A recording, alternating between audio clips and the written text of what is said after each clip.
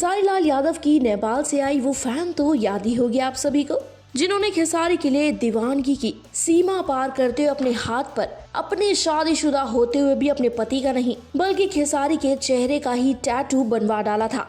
इस जबरा फैन का नाम था सौम्या पोखरेल। बता दें कि खेसारी लाल यादव की इस फैन को ऑडियंस और खुद हिट मशीन से इतना प्यार, दुलार और लाड आशीर्वाद मिला था कि उन्होंने उसे एक इमोशनल सैड सॉन्ग की एल्बम में ही कास्ट कर लिया था और इस एल्बम का नाम था हल्दी लगे जान के। ये गाना रिलीज हुआ था तकरीबन 1 साल पहले। तब दोनों के बीच की केमिस्ट्री जिस तरह की थी, जिस तरह का बॉन्ड नजर आया था उस सॉन्ग में, वो देखकर लग रहा था कि सौम्या भोजपुरी इंडस्ट्री में एक बार नहीं बल्कि बार बार आने की ताकत और टैलेंट वाकई में दोनों रखती हैं।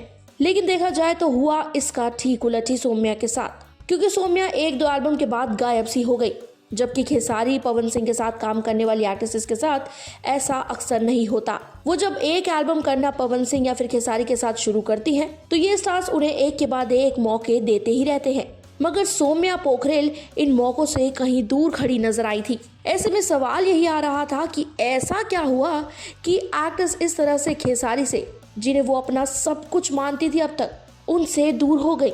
तो इसका जवाब एक्ट्रेस ने हाल ही में दिया है अब अपने एक रीसेंट इंटरव्यू में। सुनिए सौम्या पोखरेल ने क्या कहा।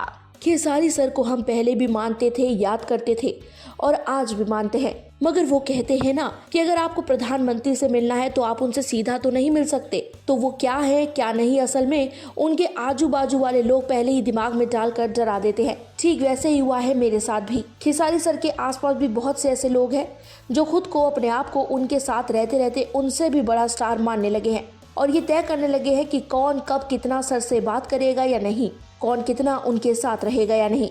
इसलिए अब उनसे कांटेक्ट कर पाना थोड़ा मुश्किल हो रहा है। खैर कोई बात नहीं, मैं चाहती हूँ कि जो करवाए नहीं करवाए, जो हुआ, वो सब खत्म।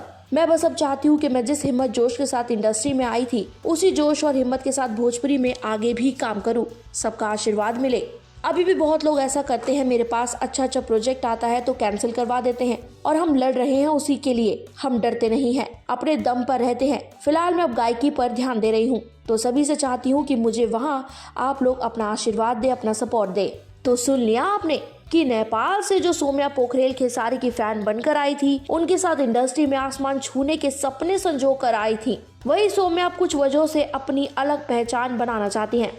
खैर उम्मीद करते हैं कि खेसारी अपनी इस जबरा फैन के दिल की बात को सुन रहे हो और जल्द ही ये दोनों सब बातें सुलझाकर किसी नए एल्बम में साथ काम करते हुए नजर आ जाए। फिलहाल आपका इस बारे में क्या विचार है, शेयर कीजिएगा हमारे साथ नीचे कमेंट सेक्शन में। पूर्वांचल लाइव की ऐसी ही लेटेस्ट और चटपटी अपडेट्स और गॉसिप के लिए बने रहिए अपने फेवरेट चैनल पूर्वांचल लाइव के साथ।